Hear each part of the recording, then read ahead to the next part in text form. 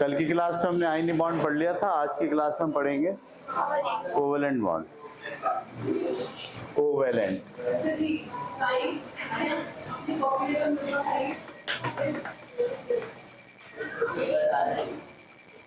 अच्छा जी, बाज एटम्स अपना इलेक्ट्रॉन मुकम्मल तौर पर खारिज नहीं करते, बल्कि वो किसी दूसरे एटम के साथ शेयरिंग कर लेते हैं, ठीक है। और शेयरिंग करके वो दोनों हीलियम या जो नोबल गैसेस है उनकी इलेक्ट्रॉनिक कॉन्फ़िगरेशन हासिल कर लेते हैं, ठीक है। तो मिसाल के तौर पर हाइड्रोजन है, हाइड्रोजन के पहले ऑर्बिट में एक इलेक्ट्रॉन है और हाइड्रोजन का एक दूसरा एटम है, उसके भी पहले ऑर्बिट में एक इलेक्ट्रॉन है। ये भी क्या चाहता है कि इसके आखिरी ऑर्बिट में 2 इलेक्ट्रॉन हो जाएं। ये भी क्या चाहता है, इसके आखिरी ऑर्बिट में 2 इलेक्ट्रॉन हो जाए, हीलियम की तरह बनना चाहता है ये। तो आपको याद है मैंने कल पूरी लाइन लिखी थी, helium, neon, krypton, argon, xenon. वो नोबल गैसेस की इलेक्ट्रॉनिक कॉन्फ़िगरेशन हासिल करना चाहिए। ये भी चाहता है इसके पास 2 हो जाएं, ये भी चाहता है इसके पास। अब एक सूरत तो ये कि ये खारिज कर दे, इसके तो 2 हो जाएंगे, इसके पास तो एक भी नहीं रहेगा, तो फिर ये एटम ही नहीं रहेगा, ये तो पॉजिटिव आयन बन जाएगा। तो ये दोनों एक ये तरीका इख्तियार करने के बजाय कि ये खारिज करें, ये दोनों एक दूसरे के साथ इस तरह मिल जाते हैं कि ये दोनों इलेक्ट्रॉन इसका भी होता है और इसका भी होता है। वाह वाह वाह, देखा आपने, इसके आखिरी ऑर्बिट में कितने हो गए, इसके भी आखिरी ऑर्बिट में कितने हो गए। अब इसको हम कहते हैं शेयर कर लिया दोनों ने अपना इलेक्ट्रॉन, दोनों एटम्स ने इलेक्ट्रॉन ट्रांसफर करने के बजाय शेयर कर लिया। शेयरिंग के नतीजे में इसको ऐसे लिखते हैं, ये हाइड्रोजन का एक एटम है, ये हाइड्रोजन का एक एटम है, दोनों एक दूसरे के साथ जब इलेक्ट्रॉन, सॉरी ये इलेक्ट्रॉन है, मैंने एटम बोला, ये एक इलेक्ट्रॉन इसका, दोनों इलेक्ट्रॉन जब शेयर करेंगे तो ऐसे दिखाते हैं कि ये दोनों क्या, दोनों ने मिलकर क्या बना लिया, इलेक्ट्रॉन का एक पेयर बना लिया। अच्छा, अब ये अपने इलेक्ट्रॉन को अपनी तरफ खींचता है, ये अपनी तरफ खींचता है, दोनों जब एक रस्सी से बांध दो और दोनों को दोनों खींच रहे हो तो दरअसल दोनों एक दूसरे के साथ बाउंड हो जाते हैं। इस बॉन्ड को जो इलेक्ट्रॉन की शेयरिंग के नतीजे में डेवलप होता है, इस बॉन्ड को आप क्या कहते हैं, कोवेलेंट बॉन्ड। ये बात समझ में आ गई? जब एटम अपने इलेक्ट्रॉन शेयर करते हैं, ठीक है, और शेयर करके इलेक्ट्रॉनिक कॉन्फ़िगरेशन नोबल गैसेस की तरह बना लेते हैं, तो इसके नतीजे में जो बॉन्ड डेवलप होता है दोनों एटमों के दरमियान, उस बॉन्ड को आप क्या कहते हैं, कोवेलेंट बॉन्ड। अच्छा, ये कोवेलेंट बॉन्ड 3 तरह के होते हैं। एक सिंगल कोवेलेंट बॉन्ड, जैसे यहाँ सिंगल कोवेलेंट बॉन्ड बना, हाइड्रोजन और हाइड्रोजन के दरमियान कौन सा बॉन्ड होता है, सिंगल कोवेलेंट बॉन्ड। लेकिन बाज़ औक़ात जैसे ऑक्सीजन के केस में एक इलेक्ट्रॉन की शेयरिंग के बजाय ऑक्सीजन 2 इलेक्ट्रॉन की शेयरिंग करता है। ऑक्सीजन के अंदर 8 इलेक्ट्रॉन होते हैं, पहले ऑर्बिट में 2 और बाकी में 6 होते हैं, तो 6 को मैं यहाँ ल्यूस स्ट्रक्चर की तरह से लिख दे रहा हूँ। इसी तरीके से ये दूसरा ऑक्सीजन, इसके 6 यहाँ पे ऐसे लिख दिए गए हैं। ये भी क्या चाहता है, इसके बाद 8 हो जाए, ये भी क्या चाहता है, इसके पास 8 हो जाए, तो ये दोनों अपने 2 इलेक्ट्रॉन शेयरिंग के लिए पेश करते हैं। ये 2 इलेक्ट्रॉन तो इसके हैं अपने 4, ये 2 इसने पेश कर दी। इसी तरीके से ये वाला ऑक्सीजन, ये 2 इलेक्ट्रॉन तो ऐसे रखता है, ये 2 इलेक्ट्रॉन शेयरिंग के लिए पेश कर देता है। इस तरह से 2 इलेक्ट्रॉनों की शेयरिंग होती है। अब इसके नतीजे में डबल बॉन्ड जनरेट होता है। ऑक्सीजन 2 इलेक्ट्रॉन का शेयरिंग हुई है, इसलिए डबल कोवेलेंट बॉन्ड जनरेट होता है, ठीक है। अगर एक इलेक्ट्रॉन की शेयरिंग होगी तो सिंगल कोवेलेंट बॉन्ड जनरेट होगा, और अगर 2 इलेक्ट्रॉन की शेयरिंग होगी तो डबल कोवेलेंट बॉन्ड जनरेट होगा। ये बात क्लियर हो गई आपको? बाज़ औक़ात 3 इलेक्ट्रॉन की शेयरिंग भी होती है, जैसे नाइट्रोजन का केस है। नाइट्रोजन के केस में नाइट्रोजन के आखिरी ऑर्बिट में 5 इलेक्ट्रॉन होते हैं।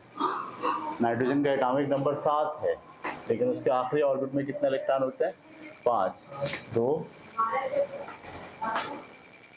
ठीक है, और ये नाइट्रोजन,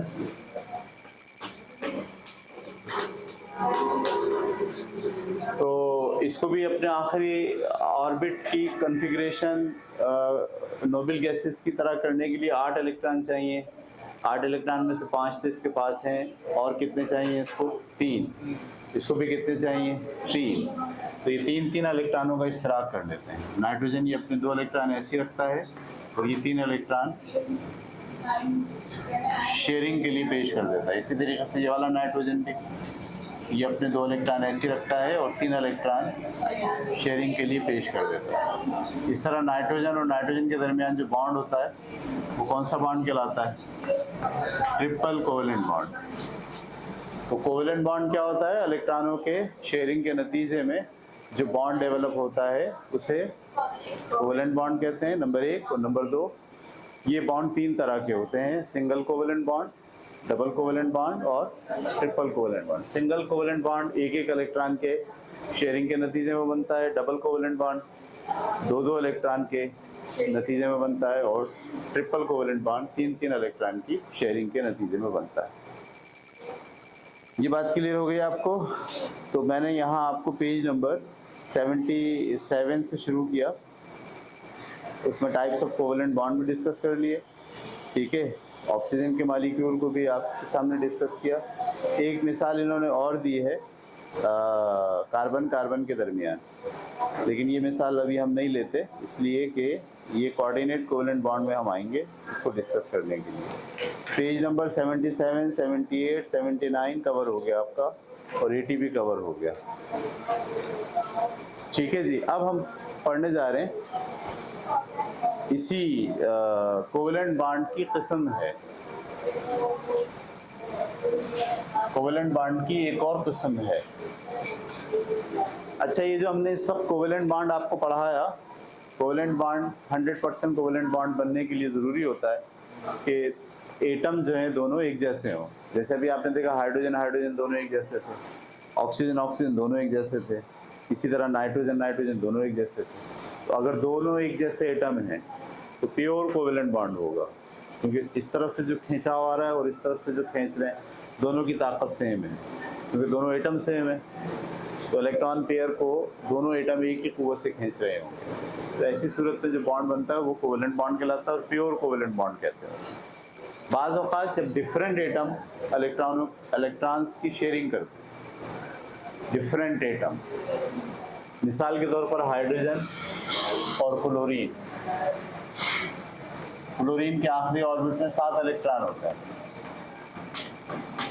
और ये इसके आखिरी ऑर्बिट में 1 इलेक्ट्रॉन होता है। ये क्या चाहता है?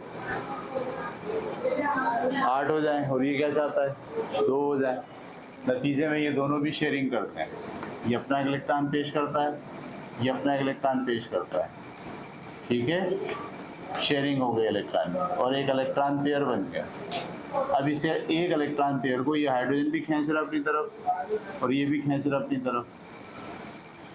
अब क्योंकि ये दोनों एटम मुख्तलिफ हैं, तो ये जो फोर्स लगा रहे हैं ये एक जैसी फोर्स नहीं लग रही। जिसके न्यूक्लियस में प्रोटॉन ज़्यादा होंगे वो ज़्यादा तेज़ी से अपनी तरफ खींच लेगा, जिसके न्यूक्लियस में प्रोटॉन कम होंगे वो कम तेज़ी से अपनी तरफ, कम फोर्स से खींचेगा।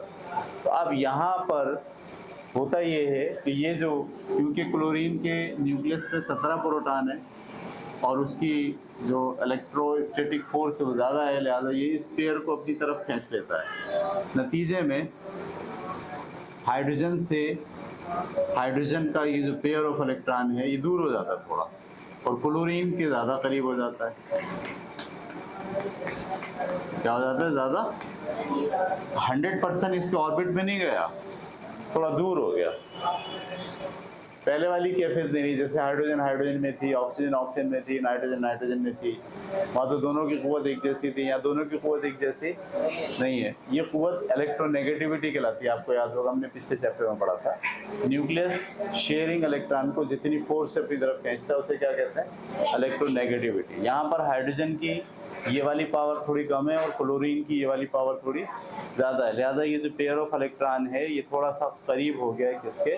क्लोरीन के। ऐसी सूरत में हाइड्रोजन पर पार्शियली पॉजिटिव चार्ज आ जाता है और क्लोरीन पर पार्शियली नेगेटिव चार्ज आ जाता है। पार्शियली का मतलब होता है जुज़वी, मुकम्मल नहीं, थोड़ा थोड़ा। पार्शियली का मतलब क्या होता है? थोड़ा थोड़ा। अगर ये इलेक्ट्रॉन मुकम्मल तौर पर इसके ऑर्बिट में आ जाएगा तो मुकम्मल नेगेटिव चार्ज आ जाएगा और इस पर मुकम्मल पॉजिटिव, क्योंकि इसका इलेक्ट्रॉन चला गया। लेकिन अभी इसका इलेक्ट्रॉन ना चला गया है, ना इसने पूरा इलेक्ट्रॉन अपने ऑर्बिट पे ले लिया है, तो ना तो इस पे पॉजिटिव चार्ज आया है ना इस पे, लेकिन ये जो थोड़ा सा दूर हुआ है इसकी वजह से इस पे थोड़ा सा पॉजिटिव चार्ज आया है और इस पे थोड़ा सा नेगेटिव चार्ज आया है। इस थोड़ा सा को क्या बोलते हैं? पार्शियली पॉजिटिव, ऐसे लिखते हैं पार्शियली, पार्शियली पॉजिटिव और पार्शियली नेगेटिव। ये पार्शियली पॉजिटिव और पार्शियली नेगेटिव भी एक दूसरे को इलेक्ट्रोस्टैटिक फोर्स के जरिए अट्रैक्ट करते हैं। अब ये जो बॉन्ड बनता है, इस बॉन्ड को आप कहते हैं polar bond, polar covalent. Covalent क्यों कह रहे हैं? इसलिए कि शेयरिंग हुई है। और पोलर क्यों कह रहे हैं? इसलिए कि पोल बन गए दो, एक पॉजिटिव पार्शियली पॉजिटिव पोल बन गया, एक partially positive pole, partially negative pole, दोनों एक दूसरे को अट्रैक्ट कर रहे हैं। ये जो अट्रैक्शन है ये पोलर कोवेलेंट बॉन्ड कहलाती है। ये बात आपकी समझ में आ गई? तो जब दो मुख्तलिफ किस्म के एटम इलेक्ट्रॉन को शेयर करते हैं जिनकी इलेक्ट्रोनेगेटिविटी फोर्स अलग अलग होती है, यानी न्यूक्लियस की खींचने की सलाहियत अलग अलग होती है, तो उसके नतीजे में जो जोड़ा बनता है इलेक्ट्रॉन का वो दोनों के लिए बराबरी की बुनियाद पर नहीं सर्विस दे रहा होता, बल्कि जिसकी इलेक्ट्रोनेगेटिविटी ज़्यादा होती है वो उसकी तरफ खींचा चला जाता है। नतीजे में जिसकी तरफ चला जाता है उस पर पार्शियली नेगेटिव चार्ज और जिसकी जानिब से चला जाता है उस पर पार्शियली पॉजिटिव चार्ज आता है। ये पार्शियली पॉजिटिव और पार्शियली नेगेटिव एक दूसरे को अट्रैक्ट करते हैं। अट्रैक्शन की यही क़ुव्वत क्या कहलाती है? पोलर बॉन्ड कहलाती है। अच्छा, अब पोलर जो बॉन्ड होता है उसकी पोलैरिटी होती है, पोलर बॉन्ड की पोलैरिटी, पोलर बॉन्ड की पोलैरिटी। पोलैरिटी का क्या मतलब होता है?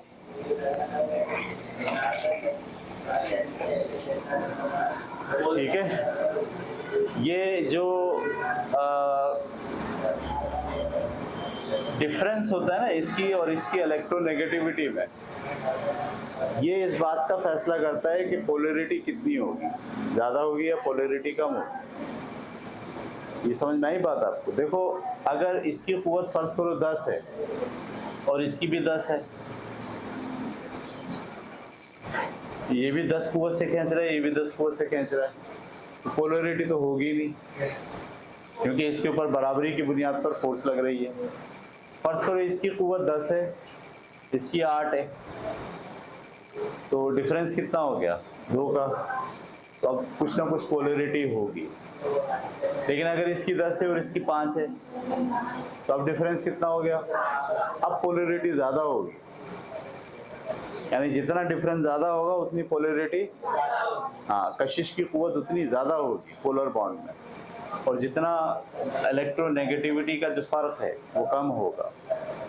सही। यहाँ से आप एक और बात भी समझते हैं, वो ये कि अगर दो एटम्स की इलेक्ट्रोनेगेटिविटी के दरमियान फ़र्क 1.7 से कम हो, दो एटम्स की इलेक्ट्रोनेगेटिविटी, अब पता है ना इलेक्ट्रोनेगेटिविटी क्या होती है? वो फोर्स जिसकी मदद से ये पेयर को अपनी तरफ खींच रहा होता है न्यूक्लियस। तो इसकी कुछ इलेक्ट्रोनेगेटिविटी होगी, इसकी कुछ इलेक्ट्रोनेगेटिविटी होगी। अगर इनके दरमियान इलेक्ट्रोनेगेटिविटी 1.7 से कम होगी तो पोलर बॉन्ड बनेगा, और अगर 1.7 से ज़्यादा हो जाए तो पोलर नहीं बनेगा। फिर ये इलेक्ट्रॉन इसके ऑर्बिट में दाखिल हो जाएगा और पोलर बॉन्ड खत्म हो गया, आयनी बॉन्ड बन जाएगा। अगर दोनों की इलेक्ट्रोनेगेटिविटी 0 होगी, का फर्क दोनों का 0 होगा, तो प्योर कोवेलेंट बॉन्ड होगा, जैसे कि आपने HS में देखा, OO में देखा, NN में देखा। दोनों की इलेक्ट्रोनेगेटिविटी का फर्क 0 था वहाँ। क्यों? दोनों की फोर्स बराबर थी, उसका जो डिफरेंस था वो 0 था, लिहाजा प्योर कोवेलेंट बना। लेकिन अगर ये फ़र्क बढ़े, 1 हो, 1.2 हो, 1.3 हो, 0.8 हो, 0.9 हो, हम बोलेंगे इसमें पोलरिटी है। 1.7 से अगर ज़्यादा हो जाएगा तो फिर वो कोवेलेंट नहीं रहेगा, पोलर नहीं रहेगा, बल्कि इलेक्ट्रॉन जंप करके उसके ऑर्बिट में चला जाएगा और बॉन्ड कौन सा बन जाएगा? आयन। अगर आप अपनी बुक के अंदर देखें पेज नंबर, जहां इलेक्ट्रोनेगेटिविटी की वैल्यूज दी गई हैं, पेज नंबर 67 पर, पेज नंबर 67 पर, 67 के ऊपर देखिए आप, लिथियम की इलेक्ट्रोनेगेटिविटी कितनी है? 1, बेरिलियम की कितनी है? 1.6, बोरॉन की कितनी है? 2, और कार्बन की कितनी है? 2.6, नाइट्रोजन की 3 और ऑक्सीजन की, ठीक है। अब जैसे मिसाल के तौर पर ये आपके पास है लिथियम और वहाँ से आप ले लीजिए नाइट्रोजन। लिथियम और नाइट्रोजन का जब आप रिएक्शन कराएंगे, वहाँ लिथियम की, नाइट्रोजन की इलेक्ट्रोनेगेटिविटी 3 है और लिथियम की कितनी है? 1 है। दोनों का फर्क कितना आ गया? अब जब भी आप इनका रिएक्शन कराएंगे, आयनी बॉन्ड बनेगा, लिथियम अपना इलेक्ट्रॉन मुकम्मल तौर पर दे देगा। समझ में आ रही बात आपको? लेकिन अगर आप बेरिलियम की कराएं कार्बन के साथ, ये भी दे देगा। दोनों का फर्क अभी भी कितना आ रहा है? इसका 1.6 है, उसका 2.6 है। कितना फर्क है दोनों में? 1 का फर्क है। अब इसमें कोवेलेंट बॉन्ड बनेगा और उसमें पोलरिटी पाई जाएगी। ये बात क्लियर हो गई आपको? तो वापस आते हैं अपने टॉपिक पर। हमने पढ़ लिया कोऑर्डिनेट कोवेलेंट बॉन्ड क्या होता है।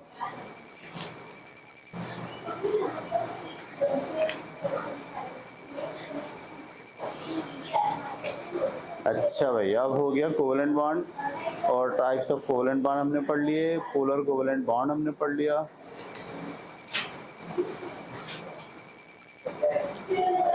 अब कोवेलेंट बॉन्ड दो तरह के हो गए, एक पोलर और एक नॉन पोलर। पोलर वो जिसमें दो मुख्तलिफ एटम हो, उनमें इलेक्ट्रोनेगेटिविटी का फर्क होगा, वो पोलर होंगे। और नॉन पोलर कौन होंगे? जो सेम हो, हाइड्रोजन हाइड्रोजन है, नाइट्रोजन नाइट्रोजन है, जिसमें इलेक्ट्रोनेगेटिविटी का फर्क 0, उसे क्या बोलेंगे? Non polar covalent bond.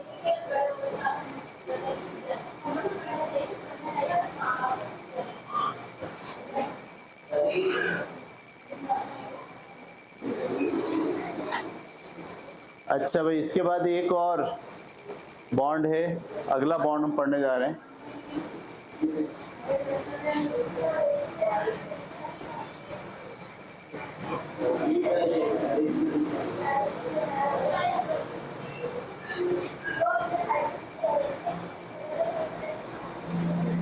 इस बॉन्ड का नाम है coordinate covalent bond.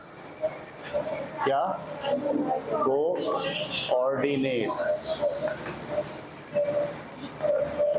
Coordinate covalent bond, ठीक है। हमने अभी देखा कोवेलेंट बॉन्ड में इलेक्ट्रॉन शेयर कर रहे हैं एक दूसरे को, एक इलेक्ट्रॉन ये दे रहा है, एक इलेक्ट्रॉन ये दे रहा है, तो इलेक्ट्रॉन का पेयर बन रहा है। बाज़ औक़ात ऐसा होता है कि इलेक्ट्रॉन शेयर तो होते हैं, लेकिन दोनों इलेक्ट्रॉन एक ही एटम देता है, ऐसा भी होता है, दोनों इलेक्ट्रॉन एक ही एटम देता है। ऐसा कोवेलेंट बॉन्ड जिसमें शेयरिंग तो हो, लेकिन पेयर ऑफ इलेक्ट्रॉन एक ही एटम की तरफ से आए, अब जो बॉन्ड बनेगा उसे हम क्या बोलेंगे? Coordinate covalent bond. मिसाल के तौर पर आपके पास ये है अमोनिया, इसका तामुल आप कराएं अगर HCl से, तो ये मिलके बनाता है अमोनियम क्लोराइड। क्या बनाता है? Ammonium chloride. इसको अगर आप स्टडी करें, अमोनिया का स्ट्रक्चर देखें, अमोनिया के आखिरी ऑर्बिट में 5 इलेक्ट्रॉन होते हैं, नाइट्रोजन के, सॉरी, जो हाइड्रोजन की एक इलेक्ट्रॉन से ये क्या कर लेता है?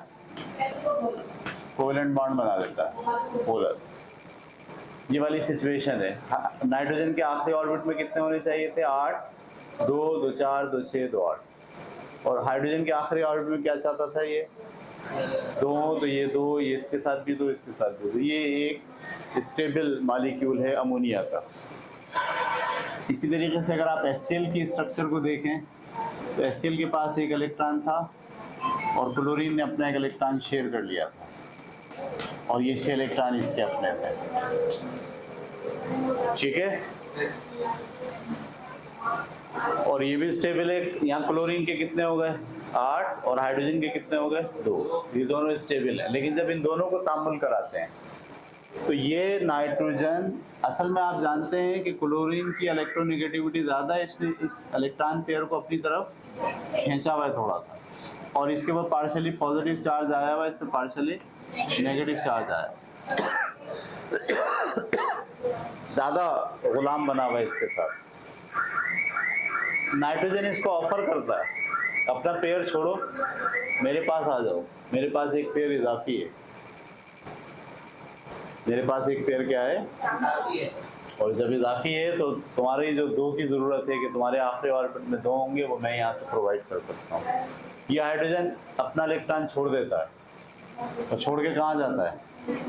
नाइट्रोजन के पास। नाइट्रोजन अपने 2 इलेक्ट्रॉन पेश करता है इस हाइड्रोजन को आने वाले को बॉन्ड में। बाकी ये जो यहाँ पर जो शेयरिंग पेयर हैं उसमें एक हाइड्रोजन का है और एक, लेकिन इस हाइड्रोजन के साथ जो पेयर है उसमें दोनों इलेक्ट्रॉन कहाँ से आए? नाइट्रोजन से आए। अच्छा, अब क्योंकि ये जो हाइड्रोजन वहाँ से आया था वो अपना इलेक्ट्रॉन छोड़कर आया था, तो जब कोई एटम इलेक्ट्रॉन छोड़ देता है उस पर कौन सा चार्ज आ जाता है? पॉजिटिव। इस पूरे ग्रुप के ऊपर भी कौन सा चार्ज आ जाएगा? क्योंकि इसके एक प्रोटॉन को बैलेंस करने वाला कोई प्रोटॉन मौजूद नहीं है, क्योंकि वो अपना इलेक्ट्रॉन छोड़कर आया है, इजाफी प्रोटॉन है। ये इजाफी प्रोटॉन जाहिर होगा किसके ऊपर? इस ग्रुप के ऊपर। और क्लोरीन के पास एक इलेक्ट्रॉन आ गया है, लिहाजा क्लोरीन क्या बन जाएगा? नेगेटिव। अब इस पॉजिटिव ग्रुप, अमोनियम ग्रुप कहते हैं इसको, ये पॉजिटिव है और ये क्लोराइड ग्रुप नेगेटिव है, इन दोनों के दरमियान आयनी बॉन्ड भी बन जाता है। अब नाइट्रोजन और हाइड्रोजन के दरमियान पोलर बॉन्ड, ये वाला बॉन्ड कौन सा कहलाएगा? कोऑर्डिनेट कोवेलेंट बॉन्ड, क्योंकि इसमें दोनों इलेक्ट्रॉन कहाँ से आए? नाइट्रोजन से। और ये वाला बॉन्ड कौन सा कहलाएगा? आयनी बॉन्ड। इस तरह से 5 बॉन्ड पर मुश्तमिल ये एक मॉलिक्यूल है जिसका नाम क्या है? Ammonium chloride. ये बात क्लियर हो गई? इसको जब आप उस फॉर्म में लिखना चाहें, लाइन की फॉर्म में, तो ऐसे लिखते हैं, नाइट्रोजन का हाइड्रोजन, हाइड्रोजन और हाइड्रोजन के साथ तो ये बॉन्ड है, ये कोवेलेंट बॉन्ड की निशानी है, सिंगल कोवेलेंट बॉन्ड।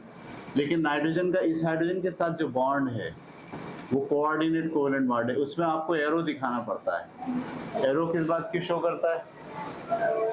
एरो इस बात को शो करता है कि दोनों इलेक्ट्रॉन नाइट्रोजन से गए हैं हाइड्रोजन के पास। तो कोऑर्डिनेट कोवेलेंट बॉन्ड की जो साइन होती है वो कैसी होती है? एरो। और क्लोरीन का जो नेगेटिव है और ये जो पॉजिटिव है, ये साइन जो है ये जाहिर करती है आयनिक बॉन्ड। तो कोऑर्डिनेट कोवेलेंट बॉन्ड क्या होता है, समझ में आ गया आपको? ऐसा बॉन्ड जिसमें शेयरिंग इलेक्ट्रॉन में जो दोनों इलेक्ट्रॉन है वो किसी एक एटम की जानिब से पेश किए जाएं, ऐसे बॉन्ड को आप क्या कहते हैं? Coordinate covalent bond. हम मुख्तलिफ किस्म के केमिकल रिएक्शन में कोऑर्डिनेट कोवेलेंट बॉन्ड का मुशाहिदा करते हैं।